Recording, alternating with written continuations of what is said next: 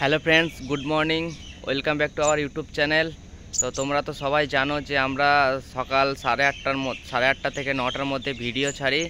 তো আজকে একটা কারণবশত ভিডিওটা ছাড়তে পারছি না। সবই কাজ করা হয়ে গেছিলো, এডিটিংও কমপ্লিট হয়ে গেছিলো। তারপরে ভিডিওটা যখন আপলোড করার পর তো ইউটিউব থেকে তো চেকিং চলে। তারপরে চেকিংয়ের পর দেখছি যে কপিরাইট চলে এসছে ভিডিওটা কপিরাইট চলে আসার কারণ হচ্ছে যে আমার একটা একটু ব্যাকগ্রাউন্ড সাউন্ড লাগিয়েছিলাম। তো ব্যাকগ্রাউন্ড সাউন্ডটা আমি ডাউনলোড করেছিলাম ঠিকই, ডাউনলোড করেছিলাম দেখে ডাউনলোড করেছিলাম যে কপিরাইট ছিল না।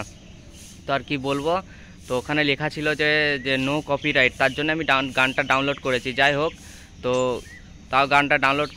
তার জন্য আমি গানটা ডাউনলোড করে লাগিয়েছিলাম। তো আর কি বলবো, গানটা যখন যখন ভিডিওটা আপলোড করলাম তখনই ইউটিউব থেকে কোম্পানি থেকে যে কপিরাইট চলে এসছে, তার জন্য আর ভিডিওটা ছাড়তে পারছি না বন্ধুরা। তো তোমরা কিছু মনে করো না।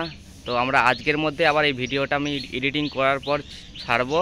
তো খুবই অসুবিধায় পড়ে গেলাম, আজকে প্রথমবার আমার ভিডিওতে কপিরাইট এলো ব্যাকগ্রাউন্ড সাউন্ডের জন্য। তো আগেও আমি একটা ভিডিওতে ব্যাকগ্রাউন্ড সাউন্ড লাগিয়ে ছেড়েছিলাম, যে আমাদের প্রথম ব্লগটা। তো কি বলবো, তো ওখানে কপিরাইট আসেনি, ওটাও আমি ডাউনলোড করেছিলাম যে নো কপিরাইট বলেছিল ওটা, তাও আমি ব্যাকগ্রাউন্ড সাউন্ড দিয়েছিলাম, তো কিছু হয়নি ওটাই। তো আজকে যে হয়ে গেল এরকম, কি করে কিছু বুঝতে পারছি না। তো আমার খুবই খারাপ লাগছে, কি বলবো, আর কষ্ট হচ্ছে এত খাটাখাটনির পর, আর ভিডিও আমরা ছাড়তে পারছি না। তো এই ভিডিওটা এডিটিং করা আবার প্রথম থেকে এডিটিং করে ছাড়বো।